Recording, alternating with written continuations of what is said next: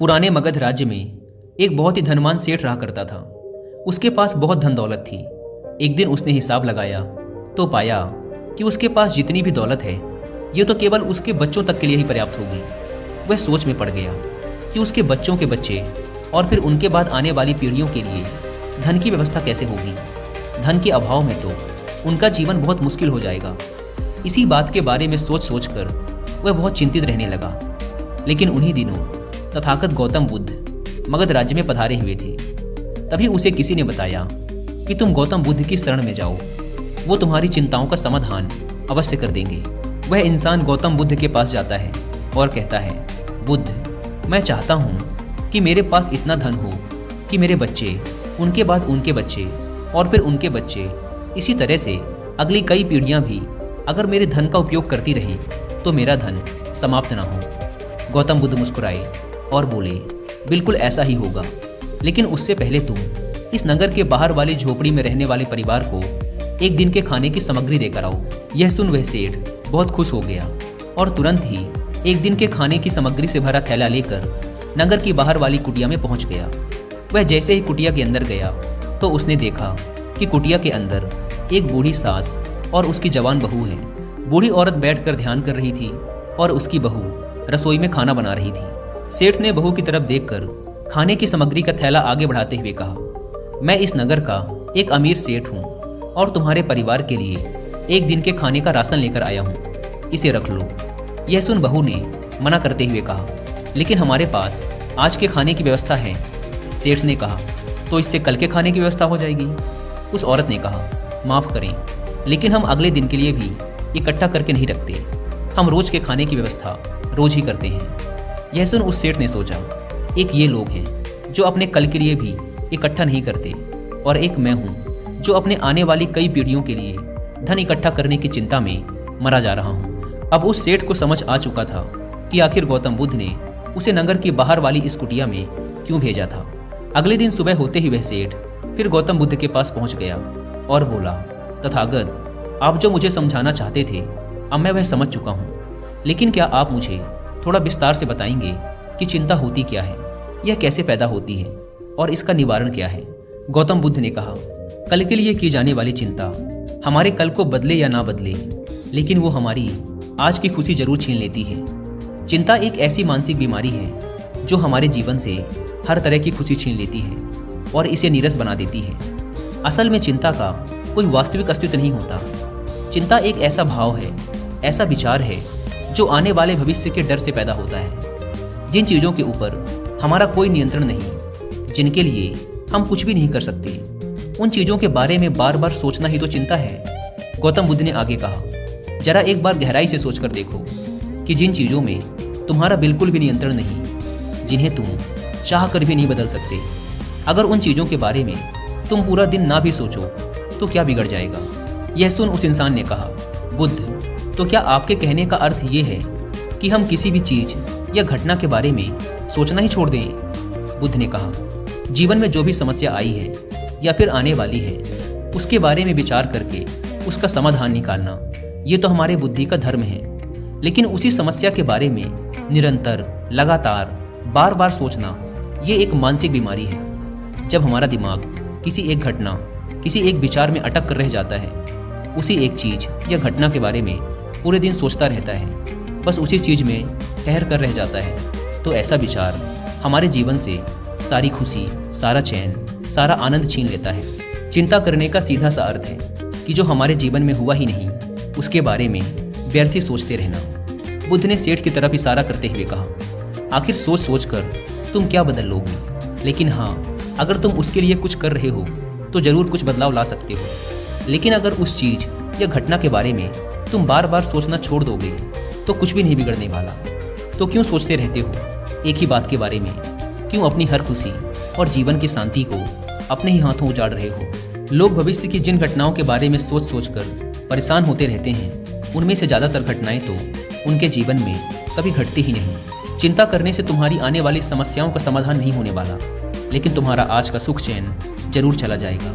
तुम एक बात का अनुभव करना कि चिंता से भरा एक घंटा तुम्हें पूरे दिन की मेहनत से भी ज़्यादा थका देता है।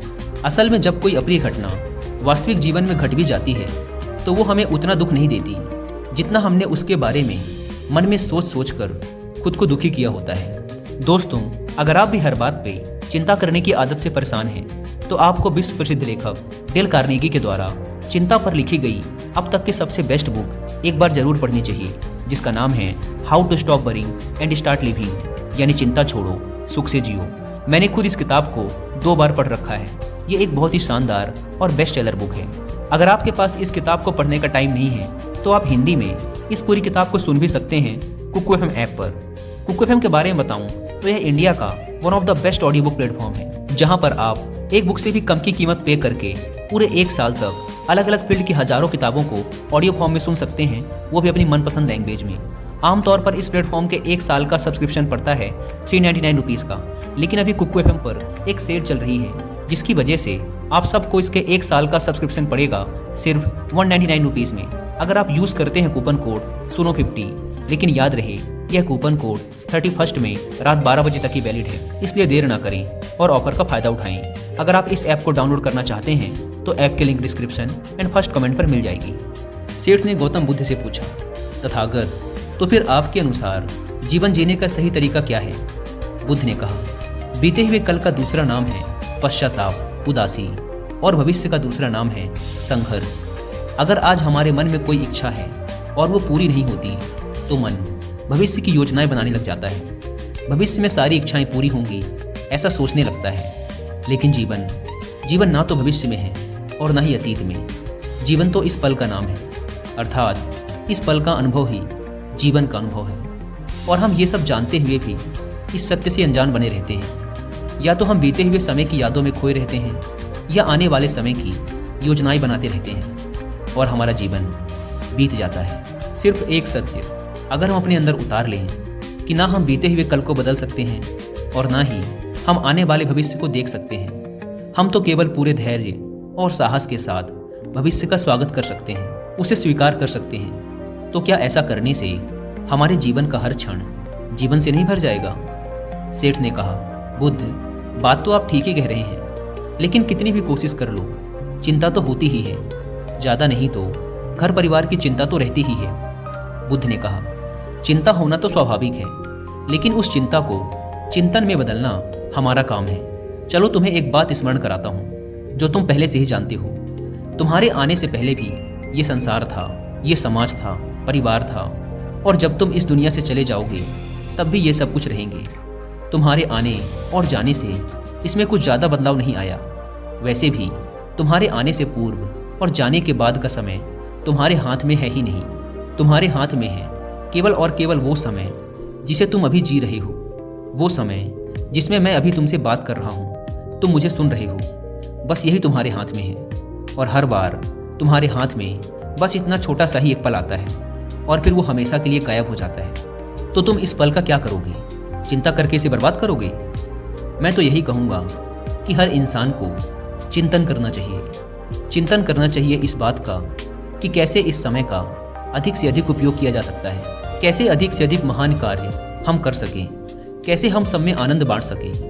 ध्यान रखना कि चिंता इंसान को उसकी चिता तक ले जाती है और चिंतन उसके मन को कुंदन बना देता है। सेठ ने कहा, बुद्ध, मैं आपकी बात समझ गया कि हमें जीवन को ज़्यादा गंभीरता से ना लेकर इसे पूरी ऊर्जा और आनंद के साथ वर्तमान में जीने की कोशिश करनी चाहिए। सेठ ने आगे प्रश्न किया, लेकिन बुद्ध, अगर कोई इंसान चिंता से घिर चुका है तो वो इससे बाहर कैसे आए? गौतम बुद्ध ने कहा, क्या तुम कभी किसी बड़ी सुरंग से बाहर निकले हो? कितना भयानक अंधकार होता है सुरंग के अंदर। हमेशा ही यह डर लगा रहता है कि अगर इसके अंदर फंस गए तो क्या होगा, कैसे निकलेंगे इस सुरंग से। लेकिन अगर ध्यान से देखें तो सुरंग चाहे कितनी ही बड़ी क्यों ना हो, सुरंग के दूसरे किनारे पर हमेशा प्रकाश ही होता है, और उस प्रकाश तक वही पहुंच पाता है जो उस पूरी सुरंग को पार करके सुरंग के दूसरे द्वार तक पहुंचता है। और ठीक इसी प्रकार हमारे जीवन में कई बार हम लोग खुद को निराशा और चिंता की काली सुरंग में फंसा पाते हैं, जहां से बाहर जाने का रास्ता नजर नहीं आता, और ऐसा लगने लगता है कि ये जीवन ऐसे ही समाप्त हो जाएगा। लेकिन ऐसी परिस्थिति में ठीक उस सुरंग की भांति इस निराशा और चिंता को समाप्त करने वाला आशा का प्रकाश उसे ही मिलता है जो निरंतर आगे बढ़ता रहता है, जो लगातार प्रयत्न करता रहता है। इसीलिए अगर तुम्हारे जीवन में कभी भी उदासी और चिंता का पल आए तो रुकना मत, बस लगातार प्रयास करते रहना, तुम्हें सफलता अवश्य मिलेगी। अब तक सेठ गौतम बुद्ध की बातें समझ चुका था। उसने बुद्ध का धन्यवाद किया और वहाँ से चला गया। लेकिन उससे पहले दोस्तों कि मैं इस वीडियो को समाप्त करूं, मैं आपके साथ 5 ऐसे प्रैक्टिकल टिप्स शेयर करना चाहता हूं जिनका इस्तेमाल करके आप अपने लाइफ में आने वाली बहुत सी चिंताओं और परेशानियों को काफ़ी हद तक कम कर सकते हैं। तो जो पहली सीख है वो ये है कि जीवन को ज़्यादा गंभीरता से लेना छोड़ दें कि ये हो गया तो क्या होगा, वो हो गया तो क्या होगा, कुछ भी नहीं होगा। अगर कुछ हो भी गया तो आप उस परिस्थिति के अनुसार कोई ना कोई रास्ता निकाल ही लोगे। इस पृथ्वी को ब्रह्मांड में बने हुए 450 करोड़ वर्ष पूरे हो चुके हैं और अगर आप और मुझ जैसा कोई भी इंसान 100 साल चिंता करके चला भी जाता है तो इसमें इस ब्रह्मांड का कुछ भी नहीं बिगड़ने वाला। इसीलिए हर रोज़ खुद से ये बोलिए कि मुझे सिर्फ जिंदा नहीं रहना बल्कि जीना भी है। दूसरी सीख ये है कि हर छोटी छोटी बात के लिए चिंता करना छोड़ दें, जैसे ट्रैफिक में फंसने की चिंता, कोई छोटा मोटा पैसे का लॉस हो गया उसकी चिंता, आज ठंडा खाना खाना पड़ेगा इसकी चिंता, और ना जाने ऐसी कितनी फिजूल की चिंताएं हम अपने मन मस्तिष्क में लेकर ढोते रहते हैं। जरा एक बार सोच के देखिए कि जिस दिन आप अपनी आखिरी सांसें गिन रहे होंगे, क्या तब भी ये सारी परेशानियां आपको उतनी ही बड़ी लगेंगी जितनी आज लग रही हैं? नहीं ना। तब उस दिन ये सारी परेशानियां जो कि आज आपको पहाड़ जैसी लग रही हैं, एक छोटे से रेत के कण से भी छोटी लगेंगी। इसीलिए हर छोटी बात के लिए चिंता करना छोड़ दें। तीसरी सीख, ये बात हमेशा याद रखें कि जीवन बहुत छोटा है। आप आज, अभी और इसी पल भी मर सकते हैं। हम हर बात की चिंता इसलिए भी करते हैं क्योंकि हमें लगता है कि अभी हमारे पास बहुत समय है, हम बहुत सालों तक जिंदा रहेंगे। मरते तो दूसरे लोग हैं, मैं तो जीवित रहूँगा। इसीलिए लगातार खुद को याद दिलाते रहिए कि ज़्यादा चिंता करने से कोई मतलब नहीं। हो सकता है कि आज का दिन मेरा आखिरी दिन हो। चौथी बात, आप ये स्वीकार कर लें कि इस दुनिया में कोई भी परफेक्ट नहीं होता, सबसे गलतियां होती हैं। इसीलिए लोगों को माफ़ करना सीखें। इस दुनिया में ईश्वर ने जो भी बनाया है सब बहुत खूबसूरत है। अगर हम उसमें अच्छाई नहीं देख पा रहे तो इसका मतलब ये नहीं कि वो चीज़ें खराब हैं, बल्कि इसका मतलब ये है कि अभी तक हम इतने मैच्योर नहीं हुए कि हम उस चीज़ में अच्छाई देख सकें। और 5वीं बात, लोगों की मदद करिए बिना उन्हें बताए। जब हम बिना किसी पर एहसान चढ़ाए बस ऐसे ही उसकी मदद करते हैं तो हमें अंदर से एक गजब की शांति और सुकून का अनुभव होता है, जो हमें ताकत देता है किसी भी बुरी परिस्थिति से लड़कर उससे बाहर निकलने में। दोस्तों, हमें अपने जीवन में चीज़ों को लेट गो करने का एटीट्यूड डेवलप करना चाहिए कि कोई बात नहीं, जो होगा देखा जाएगा। कोई बात नहीं, जो हो चुका उसमें मेरा कंट्रोल नहीं था, अब जो होगा उसे मैं बेहतर बनाऊंगा। जीवन में सबसे ज़्यादा मायने रखती है हमारी खुशी, और हम तभी खुश रहेंगे जब हमारे दिल और दिमाग में चिंताओं का बोझ ना हो। इसीलिए चिंता छोड़ें, सुख से जिएं।